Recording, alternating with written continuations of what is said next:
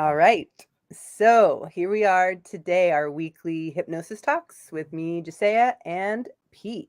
Today we are talking about life as a metaphor. So I'll go ahead and give it to Pete. Good Yeah, morning.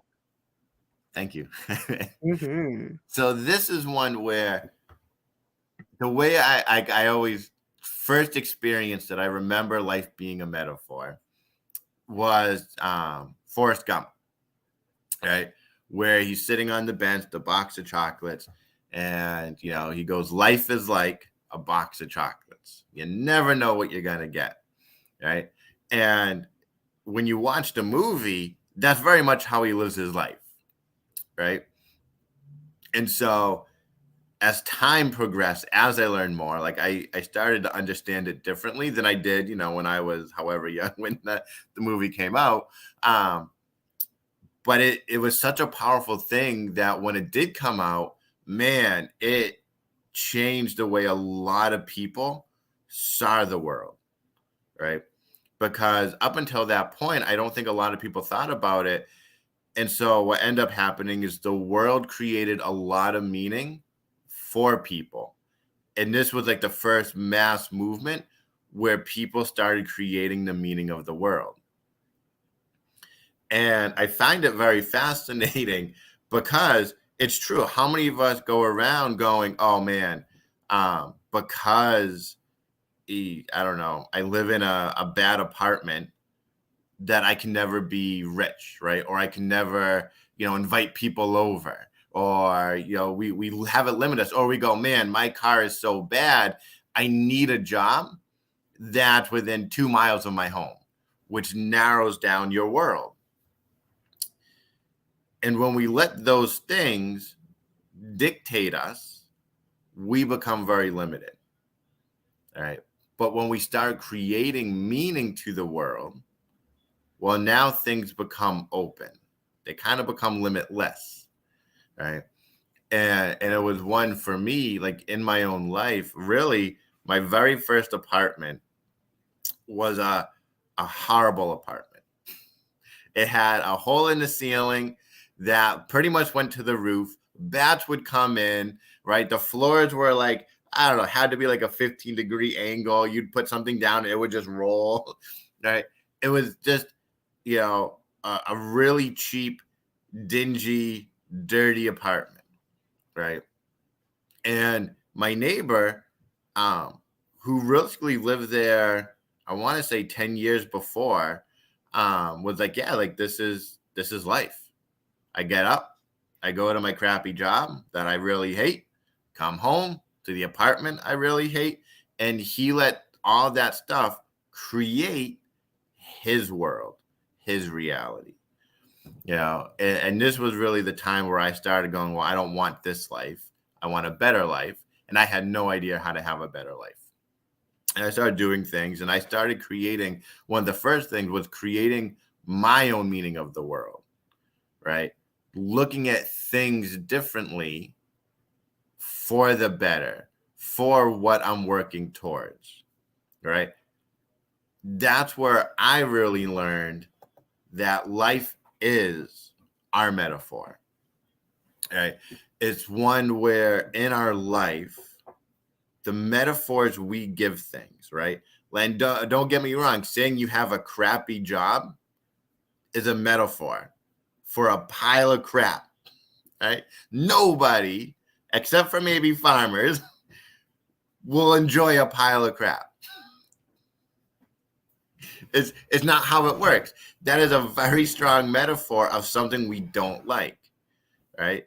Imagine if you went into that same job, you want to know this job is like the beginning of something good.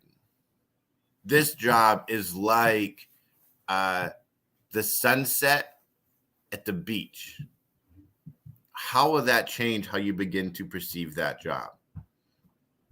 Right? The job itself won't change, but how you perceive that job, how you do things at that job will change. And so it it taught me to look at my dingy, dirty, slanted, hole in the roof apartment, going, this is who I am now. I have a hole in my roof. I am slanted, right? And I started creating, go, well, if I were to fix myself, how would that fix this apartment? And pretty quickly, I'd say within months, I got a new apartment. That was exactly how I pictured it, right?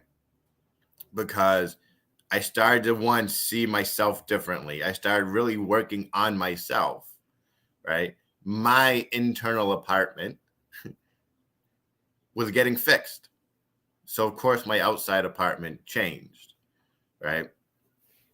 And as time goes on, with that understanding, I learned that every image I have ever seen, every word I have ever read is a symbol. You know, if we think about just basic ones like the word cat, we all have our own cat that pops into our mind. Some of us, we think cat and we go, that's loyalty. Some of us see cat and we go, man, that's a jerk. Right? Some of us see cat and go, well, that's curiosity. You know, it's very much a symbol for a feeling, for an emotion, for how we see certain things in the world. Now, if I saw cats as loyalty, right, and maybe I saw myself as not a loyal person, well, what if I started picturing myself like that cat? What would that do to me? Right? If I started going, well, what would a cat do?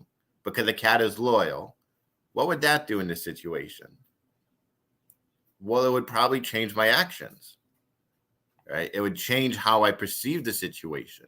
It would change how I thought about the situation and how I felt and how I behaved. And when we begin to incorporate all of that, it can create this magical change. I'll think of a really good example of a client in the past, right? When they were at their lowest, their mind would imagine just a noose tightening around their neck, right? I think that's something we've all experienced, where it gets really stressful and tight, and we're like, oh man, that noose is tightening, and I'm getting to the end, right? And then all I did was I go, but if it wasn't a noose around your neck, what would it be? And as if by magic, it transformed into a crochet loop, right? It turned into something that is used to create versus kill. And slowly but surely, she started creating stuff with that crochet loop when those things that used to tighten, right, now no longer do that. And it's an amazing thing because to her, and even to me, right, it's one that goes, well, why did it work that way? Why is she now creating stuff versus stuff killing her? Didn't change anything other than the fact that, one, the conscious mind can't comprehend the meaning really behind it. Only the unconscious mind can, right? And when the unconscious mind really sees something differently, it can never go back to the old way. And I think that is one of the best lessons we can all hold on to. We can think of things consciously 1,000 different ways, but unless it reaches the unconscious mind, we will struggle.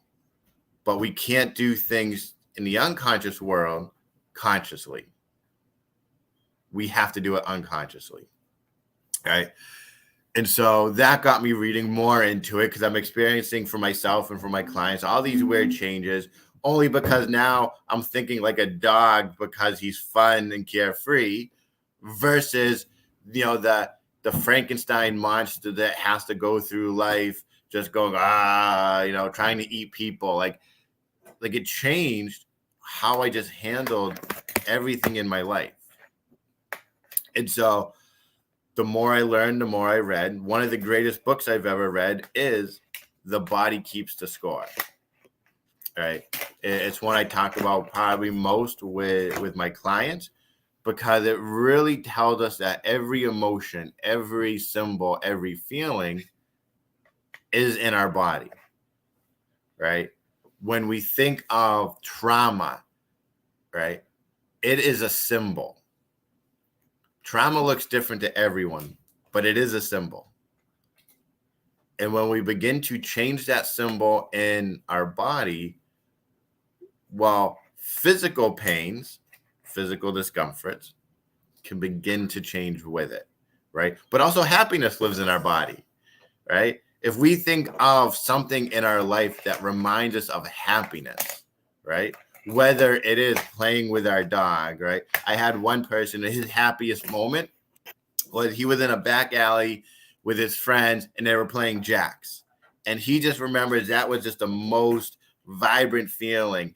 And while he was talking about it, like his chest puffed up and he got taller and he was like, oh my goodness, like you could see it rising out of him. And when you were just like, hey, where do you feel that? He goes, oh, right here, right in my heart. Yeah. And now, whenever he feels low and he wants to feel happy, he knows exactly how to do it. He knows what symbol to call, the symbol of the jacks, right? And as he calls that symbol, he transforms, right?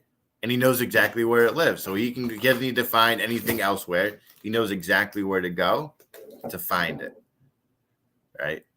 And when he does that with painful stuff, he knows exactly where to go. He can pull it out and be like, oh, yeah, here's the trauma. It is baseball to the face, right?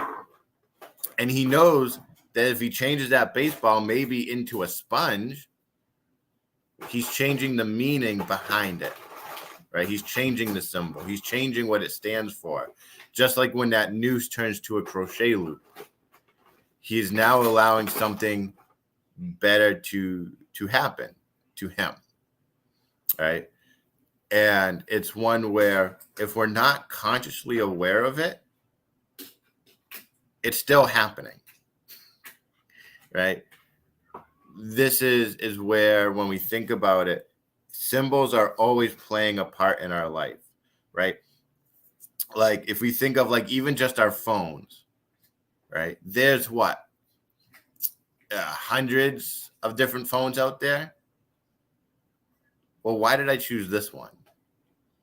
They all do the same thing. It's what this phone symbolizes that made me go, yes, that's the one, right? Whether it's prestige, whether it's,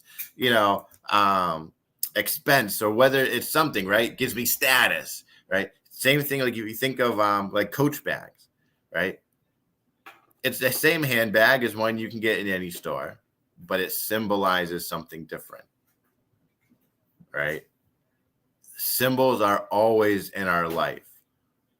Whether we realize it or not, they're playing a part. And once we learn to control that part, once we know what it gives us, we get to find something new to help us reach our goals and still get that feeling.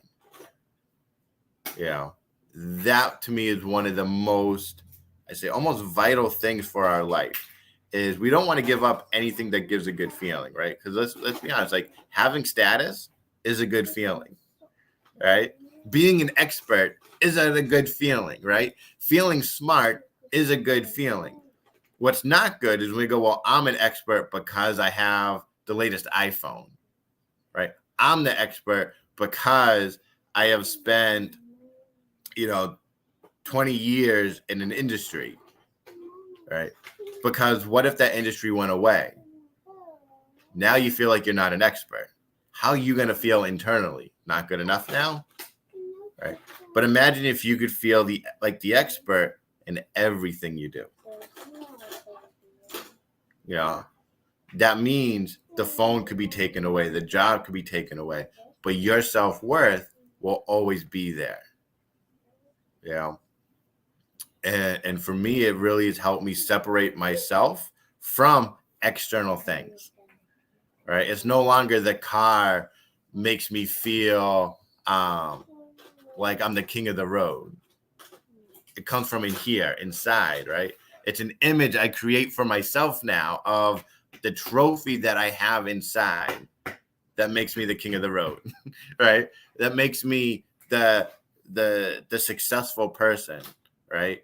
Because I've seen people in their career always chasing success when they really had it, right? But because they were chasing that external thing and external things consistently change, they could never catch up, right? But when you start going inside, going like internally, I know I'm successful, you start seeing everything around you differently, right? You see things where you go, success is like, you know, that end of a good meal where you just know you're satisfied, right? I think we all have that experience of finishing a meal going, wow, that was good. Whew, nothing could top that one. And having that feeling with you at all times, doesn't matter what goes on around you. You can still feel good. You can still feel successful. You can really go, wow. Yep, the house might be burning down around me, but I feel good right now. And we use that to keep us going forward versus, yep, the house is burning down around me. Well, I guess I'm going to go down with it, right? We got to become in control of how we see ourselves, finding the symbols, the metaphors for how we see the world, and go, is this working for me? Because if 90% is going for you, but that little 10% isn't, you don't change all of it, just change that little 10%, right? If you find that nothing seems to be going your way, well, maybe it's the way we're seeing the situation, right? Maybe we forget things always ebb and flow, right? Are we focused on that downward spiral, going down into that valley, not looking at the mountain? Because if we look at the low in the mountain, there has to be a high, right? Are we looking at the low part or are we looking at the high part? And so when we can, yes, go down, but are we still looking up, going, yep, going down? That means we're going to go back up. Or are we going looking down, going, I'm going to hit this valley hard, and I guess I'll have to stay there. You know, it's one of the best ways I've ever learned to see the world is always looking for my metaphors to either pull me out of a feeling or to bring me into a feeling. So that brings me to a question. What if you feel like, most of what you're seeing, these metaphors are, pretty, these symbols and what's going on for you is harsh, pretty much, often or the majority of the time or a lot. How would you work with these concepts? So when we think of symbols, even the most harsh one, it's trying to give us something good. All right. It's trying to tell us something.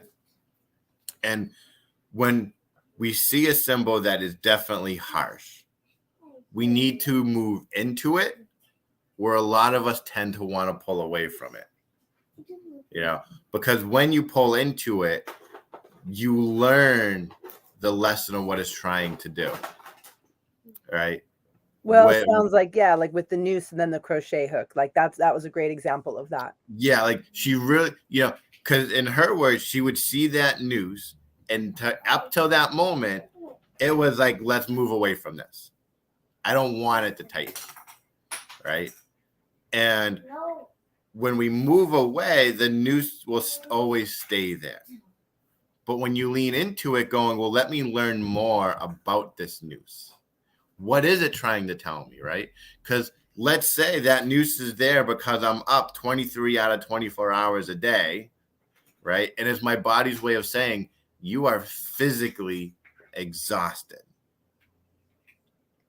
If I just ignore that, I'll just stay even more physically exhausted. And I'll just at some point probably get really sick because my body's like, well, apparently the noose isn't working. Let's make it worse, right? But when you lean into it, and And for her, it was like these thoughts, right? These dark thoughts were just ruminating, right? And we'll say, just like a child, right? Another great metaphor. A child doesn't go away when you go, I'm going to ignore you, right? The child wants to tell you something and you go, no, 1 minute, hold on. It'll just get louder and louder and louder until it's finally screaming at you. You lose your cool and you go, what? Right? And they go, oh, I just want to say hi and I love you. And you're like, right? I feel like the monster now because I snapped, right? When in the beginning, if you just leaned into it and went, what? It would never have to build up, right? They get to say its message and it gets to move on. It gets to turn into that crochet loop. Yeah. I've seen some metaphors where the metaphor equaled death.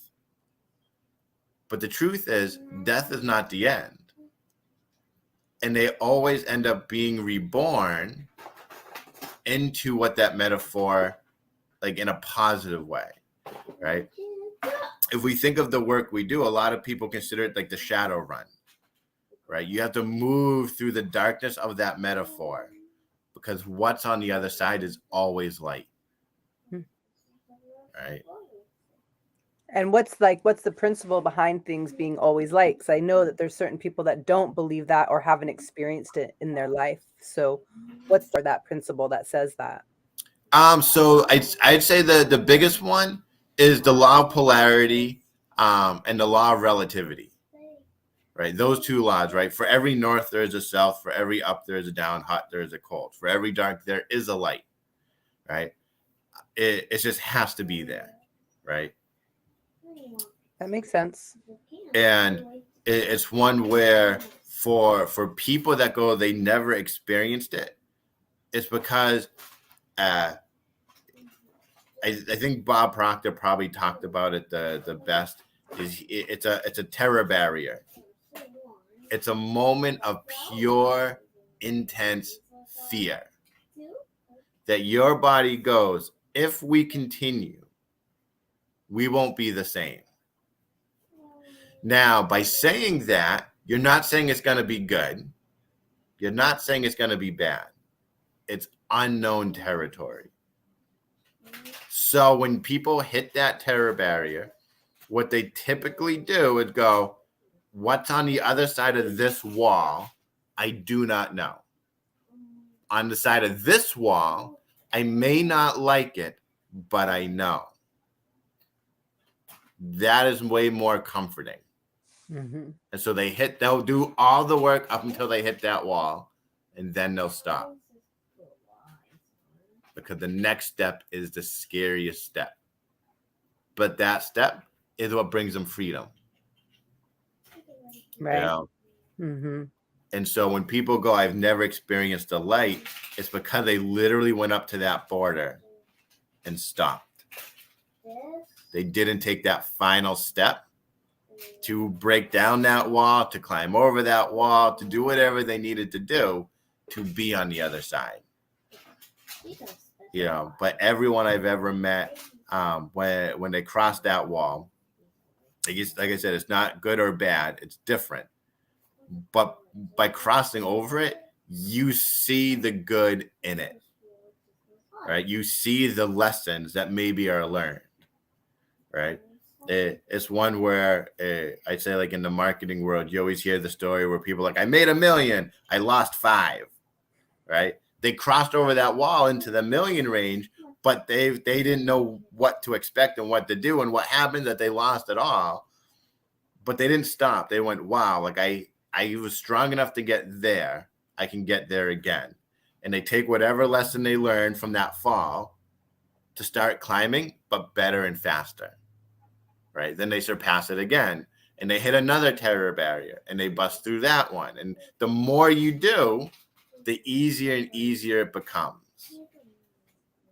Yeah. Right.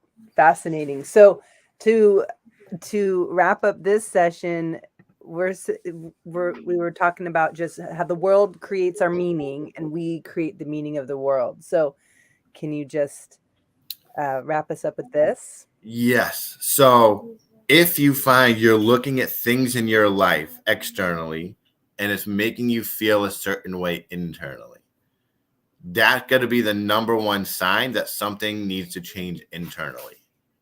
Right. And let's say you live a life where you feel alone. Begin just to think about maybe what animal feels like a community. What animal feels like he's surrounded by people or other animals that love them, right? Because in the beginning, you aren't that animal. Like that's, I think, a very important thing is you're not just going to think of like to me, community is zebras, right? That's what the first animal that popped into my mind. Because Mine were hyenas. they're always with other people or other zebras. Now, if I felt alone, and just because I think of a zebra doesn't mean I'm a zebra, right? But when I incorporate the zebra things, like what about that zebra signifies community? Well, he's with other zebras, right? So I go, okay, so if I'm going to be like that zebra, I got to be other people.